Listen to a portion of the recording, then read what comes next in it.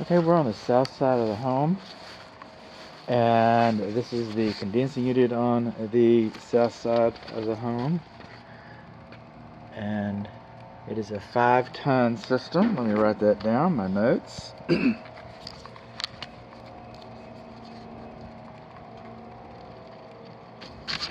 It's my method, and it is a 5-ton system, and this system is also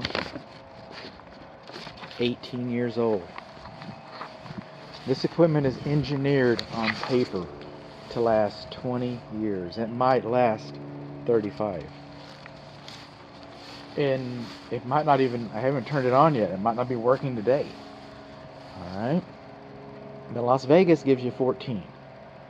Las Vegas gives you 14 years. So that's about how long in this part of the country we expect this kind of equipment to operate. So it's not just that, it's also an R22 system. R22 refrigerant is no longer manufactured in the United States legally. It's no longer imported in the United States legally. Yes, there is a stockpile of it, and yes, it is expensive. They also sell drop-ins, which aren't even as efficient as the inefficient R22.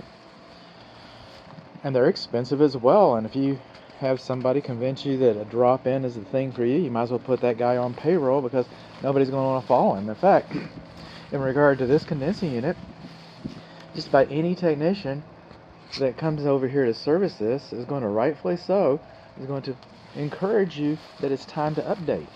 Now, the Texas Real Estate Commission doesn't care about that. It's either off or it's on. And we're going to try and determine that in a little bit. It's either off or it's on. But you might want to know that this is an 18-year-old system that lasts about 14, and anytime a technician comes over, he's going to encourage you to update it. That maintaining this is going to take more than usual maintenance. It takes, like an old car, it's going to take more than usual maintenance, and that maintenance is going to be expensive. Okay, that wasn't required. This is all that was required when this thing was built, but the new refrigerant line piping insulation is much better than that because this does that. This does that, and they just finally got tired of it. All of it does this. So now we have a new and better insulation. It should have been since 2015. I get that. Our coils are filthy. Also, our Schrader valve caps, look that up. Our refrigerant piping valve service ports. Okay, they should be anti-theft. There, keep kids from huffing it and that, and stealing it because it's R22, which is very expensive. That's why they call it anti-theft. And see how greasy this one is right here? Looks like we might have, see how dry this one looks? See how greasy that one looks? There's oil in your refrigerant. And that's an indication that you might have a refrigerant leak. So, what do we, it could be level, but it's not. And the pad does not elevate the back end. The front end is a little better, I guess, but the back end is not elevated a minimum of 3 inches off of the ground. So what do we learn? We learned our disconnect is located behind the unit. We learned that our disconnect is not sealed on 3 sides to keep it from.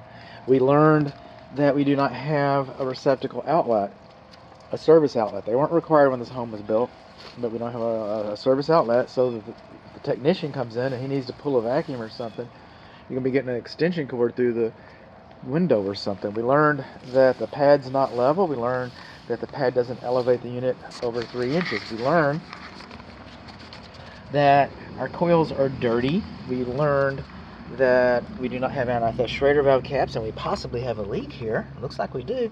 We learned that our line insulation is compromised, and then could have, should have been updated with a better line refrigerant. There's the data plate right there on this 5-ton system. That's what we learned. Those are the things that we learned.